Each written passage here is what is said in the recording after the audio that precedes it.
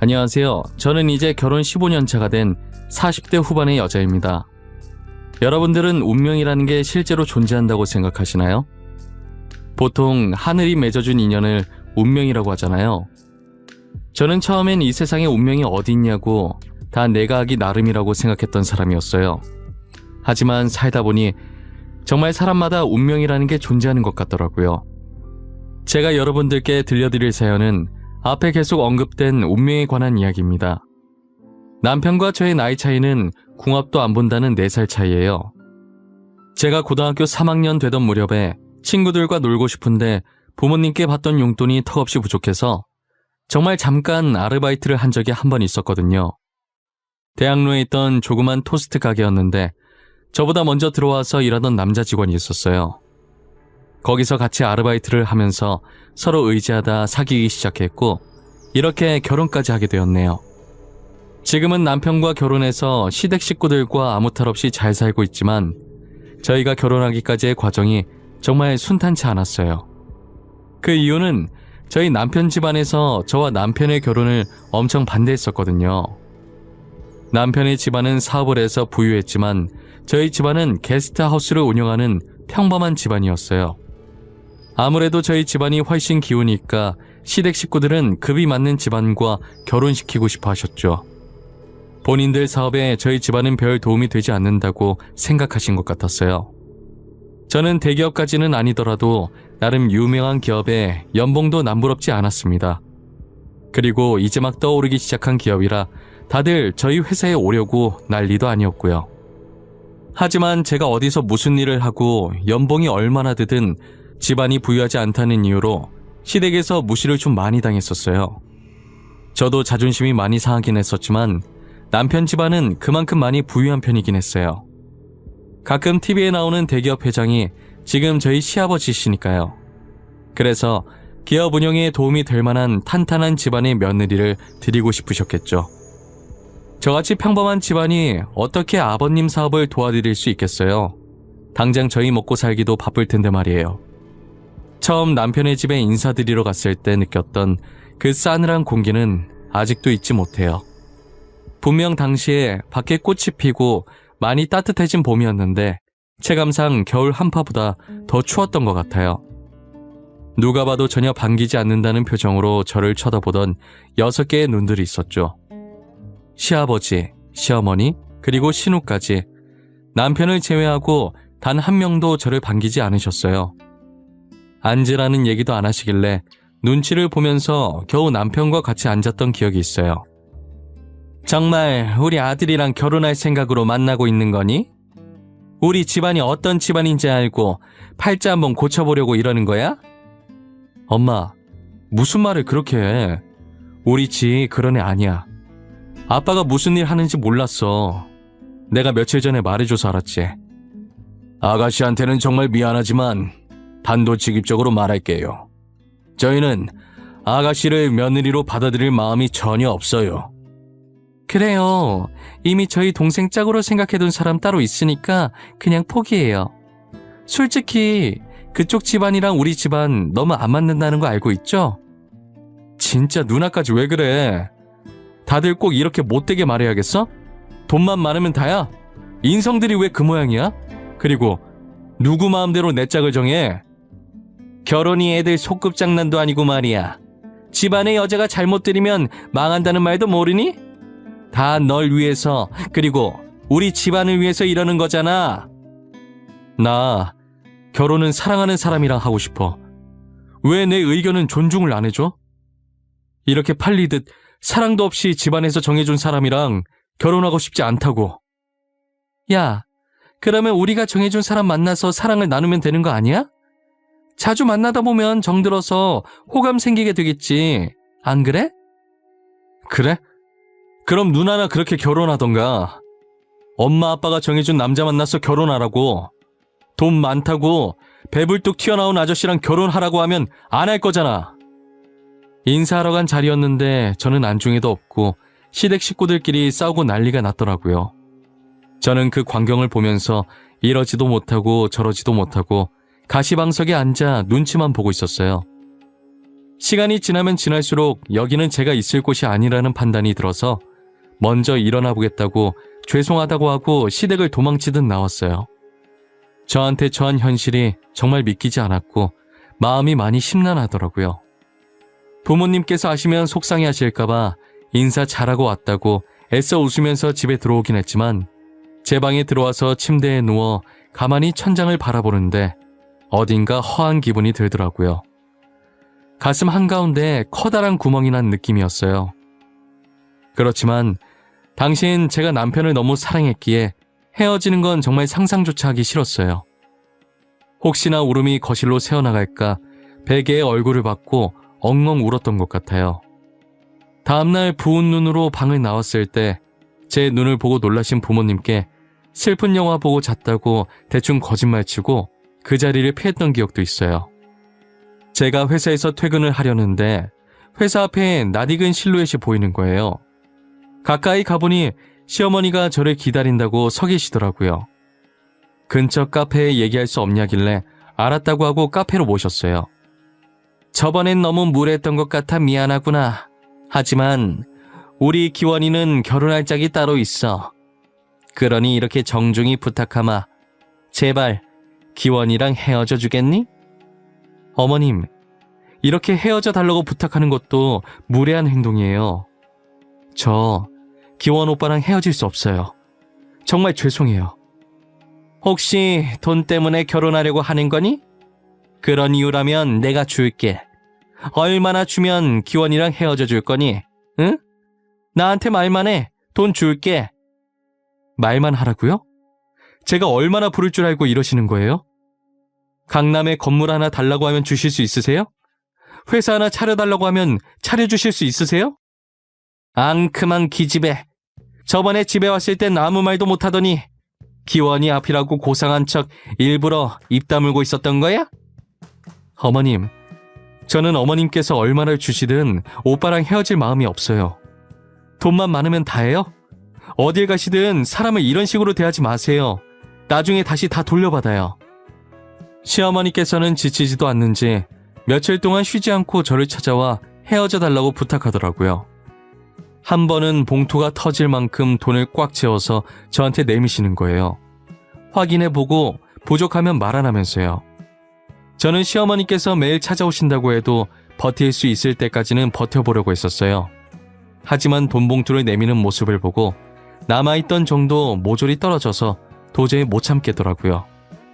결국 시어머니께서 바라시는 대로 남편에게 헤어지자고 말하고 휴대폰을 꺼놨었어요. 저는 항상 밖에서 속상한 일이 생기면 늘 집에 와서 할머니한테 말했었거든요. 옛날엔 힘들고 속상한 일 있으면 대나무 숲 가서 있는 힘껏 소리 지르면서 스트레스를 푼다고 하잖아요. 할머니는 저의 고민이나 영양가 없는 쓸데없는 말까지 전부 들어주시는 대나무 숲 같은 존재셨어요.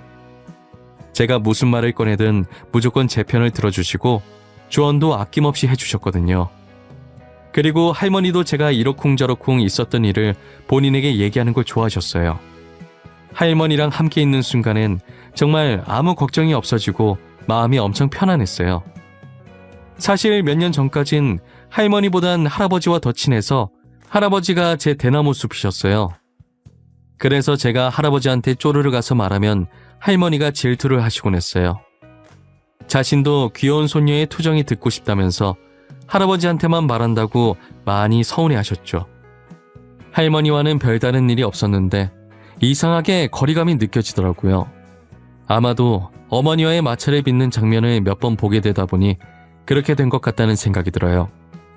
할아버지께서 세상을 떠나신 뒤로는 줄곧 할머니께 가서 조잘거리기 시작했죠. 할머니, 나 완전 어이없는 일 있었어. 오빠 집에 인사드리러 갔던 거 알지? 내가 마음에 안 드는 건 괜찮거든? 근데 왜 우리 집안 가지고 걸고 넘어지는지 모르겠어. 뭐? 아직도 집안 타령하면서 결혼을 반대하는 사람들도 있단 말이야? 지금이 아직도 호랑이 담배 피던 시절인 줄 아는 양반들이 있나? 내 말이 그 말이야. 결혼하는데 집안이 뭐가 그렇게 중요해? 둘이서 잘 먹고 잘 살기만 하면 되는 거지. 굶어 죽지만 않으면 되는 거 아니야? 결혼하면 집안 다 필요 없어. 둘이서 나가 살 건데 무슨 상관이래. 그 집안도 참 유별나다, 유별나. 돈 많은 집안은 아직도 그러고 사나 보네. 아니 진짜 자기들이 돈 있으면 얼마나 있다고 저러는 거야. 나보고 돈 줄 테니까 오빠랑 헤어지래. 누굴 거주라는 거야 뭐야? 뭐? 완전 썩을 것들이구만. 그게 어디서 배워먹은 버르장머리래. 이 할미한테 데리고 와 아주 눈물 콧물 쏙 빼놓으려니까. 그럴 필요 없어. 내가 건물 줄 거 아니면 됐다고 했거든. 오빠랑도 헤어졌어. 그런 시어머니 있으면 진짜 피곤할 것 같아. 그래, 잘 헤어졌네. 누가 감히 우리 귀한 손녀한테 그런 대우를 해. 그놈 아니어도 좋은 놈 이 세상에 흘러넘치고도 남아. 할머니께 시어머니와 있었던 일을 말해드리니 제게 누가 감히 그런 대우를 하냐고 하시더라고요. 잘 헤어졌다고, 그런 시어머니 밑에 들어가서 좋을 것 하나도 없다면서 결혼 전에 걸러져서 다행이라고 당신 일처럼 화를 내시면서 저를 위로해 주시더라고요. 저는 본인 일처럼 화내주시는 할머니가 제 편이라는 게 너무 든든했어요. 이런 할머니가 제 할머니라는 게 너무 좋았고 할머니 없는 세상을 상상하기도 싫었어요. 남편과 헤어지고 2달 정도 지났을 때쯤 역시 시간이 지나니 저도 어느 정도 괜찮아지더라고요. 간만에 친구들이랑 쇼핑이라도 한번 해볼까 싶어서 백화점으로 향하고 있었는데 백화점 근처에 있던 카페에서 정말 우연히 다른 여자와 함께 있는 남편을 보게 되었어요. 지희야, 저기 카페에 앉아있는 저 남자 네 남자친구 아니야? 왜 다른 여자랑 같이 있냐? 둘이 헤어진 지 얼마나 됐다고. 닮은 사람이겠지. 요즘 비슷하게 생긴 사람이 한둘이야? 지금 우리도 갈 길이 바쁘거든? 그러니까 신경 쓰지 말고 그냥 가자. 아니라니까. 진짜 네 남자친구 맞다니까. 알잖아. 나 사람 얼굴 잘 기억하는 거. 2달 만에 다른 여자를 만났다고? 진짜 네 남자친구도 대단하다. 이제야 좀 괜찮아지나 했는데 카페에서 다른 여자와 있는 남편을 목격하고 나서 다시 심란해지더라고요. 도대체 그 여자는 누구이며 어떤 관계였고 왜 만나게 된 건지 하나부터 10까지 궁금증 투성이었어요. 그런 일은 절대 없겠지만 나와 만나고 있을 때도 아는 사이였는지 궁금했어요. 저는 평소처럼 집에 가서 할머니께 어린아이 마냥 툴툴거리며 하소연을 하고 있었어요. 열심히 핏대 세우면서 울분을 털어놓는 와중에 전화가 한 통 오더라고요. 전화를 받고 나가니 시어머니께서 저희 집 앞에 서 계셨었어요. 우리 기원이랑 다시 만나. 그렇다고 너네들 결혼까지 허락하는 건 아니다. 나는 연애만 허락한 거니까 둘이서 연애만 해. 알겠니? 어머님, 갑자기 찾아와서 무슨 소리를 하시는 거예요? 뭘 허락해요? 저 귀여운 오빠랑 헤어졌어요. 헤어진 지 2달이나 됐는데 오빠한테 못 들으셨어요? 들었어. 그래서 다시 만나라고 이렇게 찾아온 건 아니겠니? 그렇게 선보기 싫다던 애가 이번 한 번만 나가주면 너 만나는 거 허락하겠다 했더니 바로 나가더라. 그랬어요? 저희가 다시 만나든 말든 그건 저희 마음이죠. 어머님이 헤어지라고 하면 헤어지고 다시 만나라고 하면 다시 만나야 하나요? 우리 아들이 너무 딱해 보여서 내가 기껏 여기까지 찾아왔더니 싫으면 말거라. 우리 아들 데리고 가려는 여자는 너 말고도 차고 넘쳤으니까. 저는 시어머니가 하는 꼴이 마음에 들지 않아서 남편을 다시 만나지 않으려고 했어요. 하지만 사람 마음이라는 게 제가 아무리 눌러보려고 해도 어쩔 수가 없더라고요. 결국 저는 남편을 다시 만나게 되었고 남편은 저와 2번째 연애를 시작하면서 결혼하겠다는 일념 하나로 시부모님을 끈질기게 설득을 했더라고요. 시부모님께서는 하루가 멀다 하고 괴롭히는 남편 때문에 2손 2발 다 들고 상견례 날짜를 잡아주셨어요. 고대하던 상견례 날이 되었고 저는 할머니를 모셔가기 위해 열심히 준비 중이었어요. 할머니는 자신이 그런 곳 가서 뭐하냐고 안 가시겠다고 한사코 거절을 했지만 할머니도 가족인데 가는 게 당연하다며 꼭 같이 가달라고 매달리다시피 사정을 했었어요. 할머니, 지금 뭐해? 빨리 옷 입어야지. 옷 입어야 나갈 거 아니야. 우리 이러다 늦겠어. 내가 어제 사다 준 옷 입어.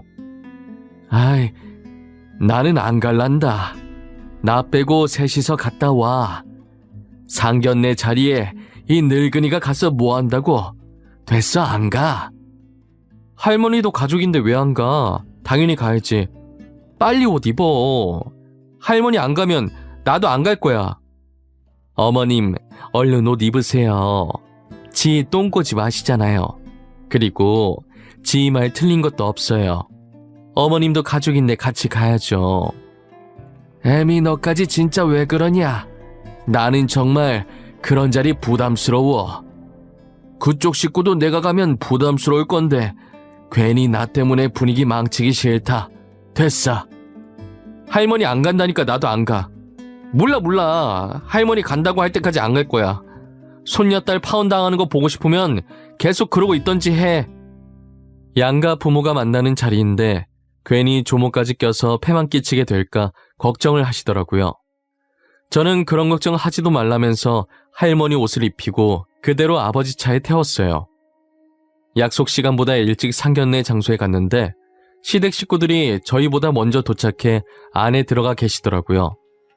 저희 부모님은 룸 문을 열고 기다리게 해서 죄송하다고 시부모님께 고개 숙이며 말씀하고 계셨고, 저는 뒤에서 거동이 살짝 불편하신 할머니를 챙기고 있었어요. 시부모님께서는 그런 저를 보고 할머니까지 모시고 온 거냐며 못마땅하다는 듯 말하시다가 할머니의 얼굴을 보고서 눈에 띄게 놀라시며 입만 벌리고 아무 말도 못하시더라고요. 그러더니 시부모님께서 헐레벌떡 일어나셔서는 저희 할머니께 큰 절을 올리는 게 아니겠어요?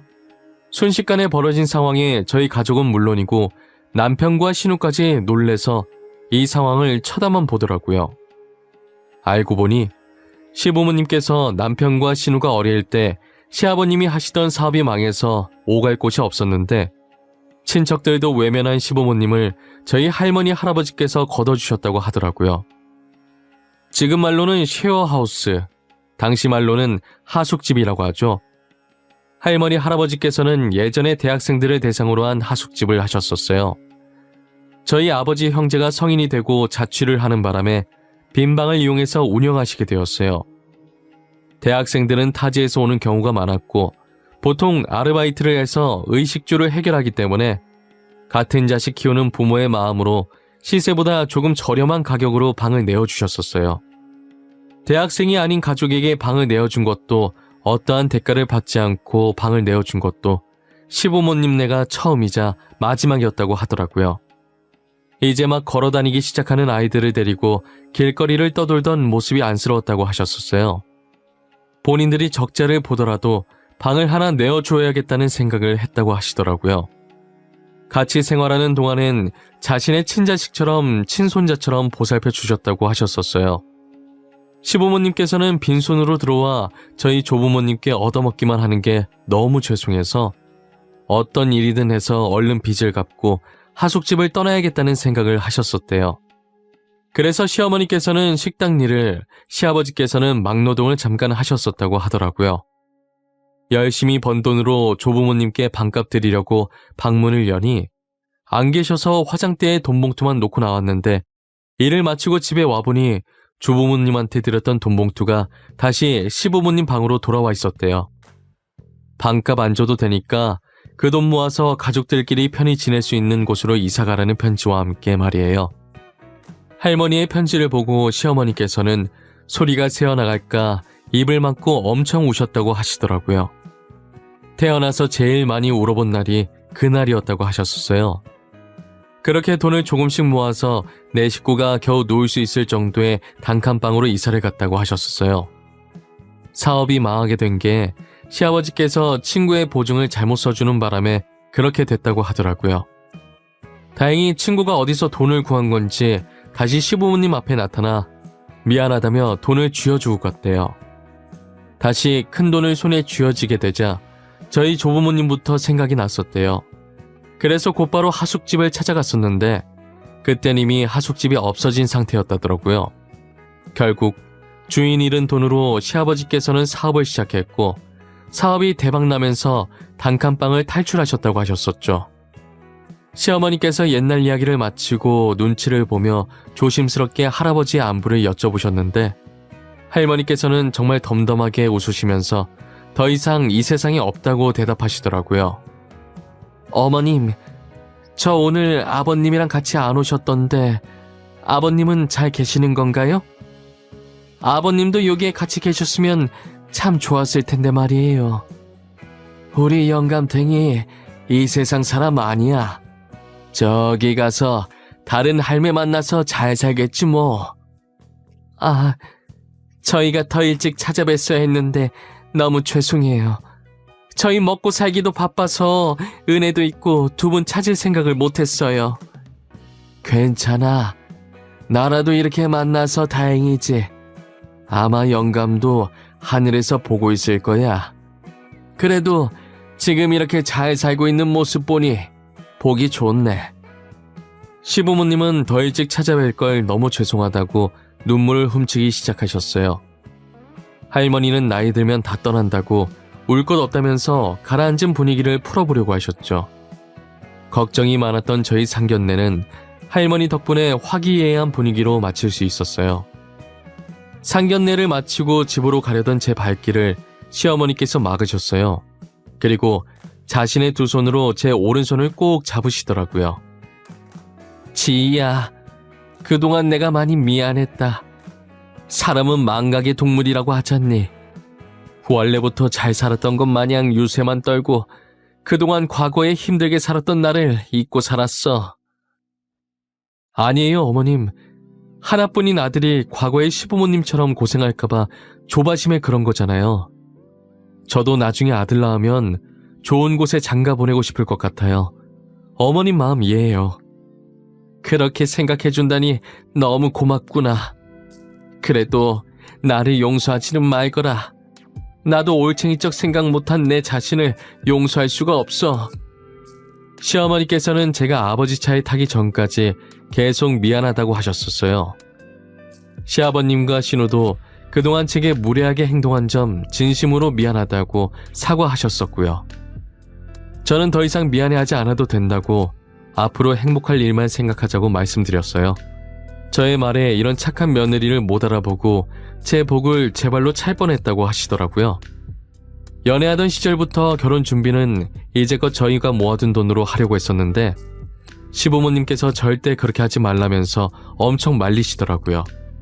이렇게라도 저희 조부모님께 진빚 갚고 싶으니 부담 갖지 말라고 하시면서 집과 혼수, 그리고 결혼에 필요한 모든 것들을 시댁에서 준비해 주셨었어요. 제가 괜찮다고 몇 번이나 말했지만 사양하지 말라고 엄마가 딸한테 주는 거라고 생각하라더라고요.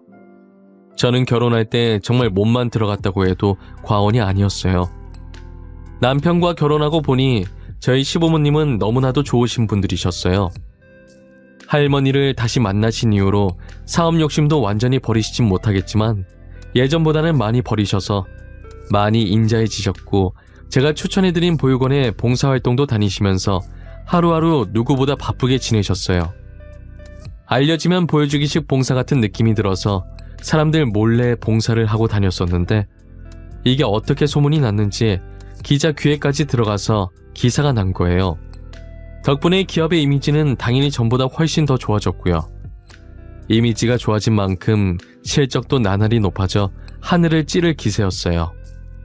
지금 결혼한 지가 어느덧 벌써 15년 차가 되었는데 여전히 시댁 식구들과 사이가 좋아요.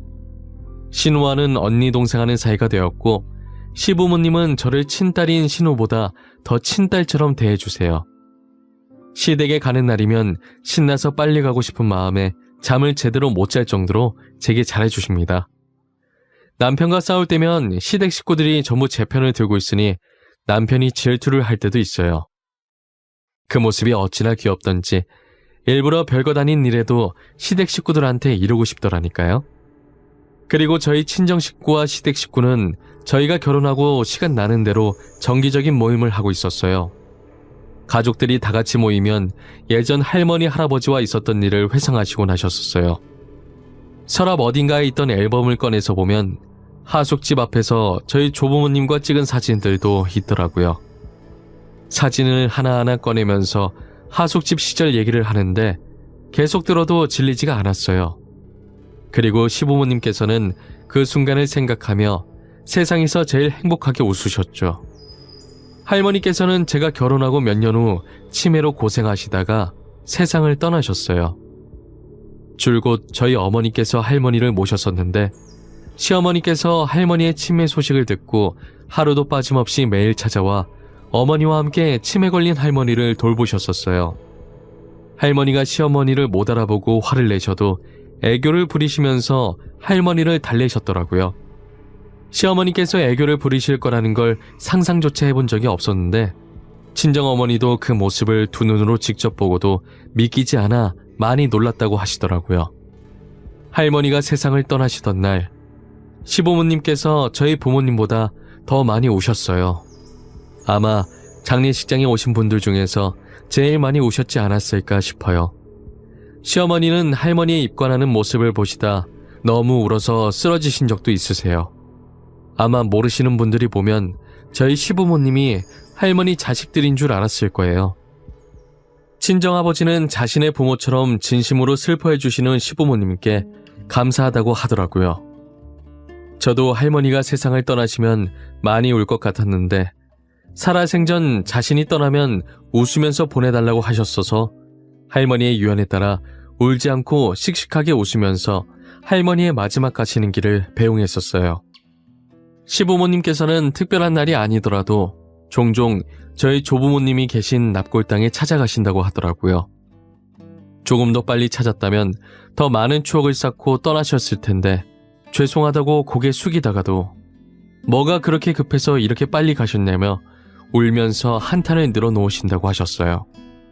이건 저희 어머니한테 들은 건데 나중엔 왜 착한 사람 먼저 데리고 가냐고 하늘에 삿대질도 하신다는 거예요.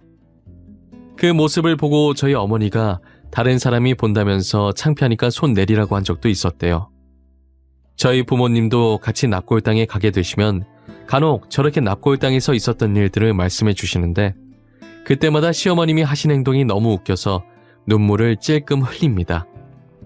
시부모님께서 납골당에 다녀온 날이면 두 분 다 눈이 퉁퉁 부어서 집에 오시기 때문에 모를 수가 없었어요. 남편과 저는 그 모습을 보고 조용히 웃으면서 못 본 척 방으로 들어간 적이 한두 번이 아니에요.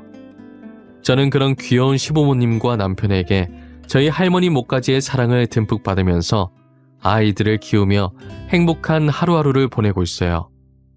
할머니께서 제 대나무 숲이 되어주시기 전까진 제게 사랑 표현을 잘 못하셨는데 제가 어렸을 때부터 저를 엄청 이뻐하셨다고 하더라고요. 하지만 제가 할머니를 불편해하는 것 같아서 제게 먼저 다가가지 못했다는 걸 뒤늦게 들었어요.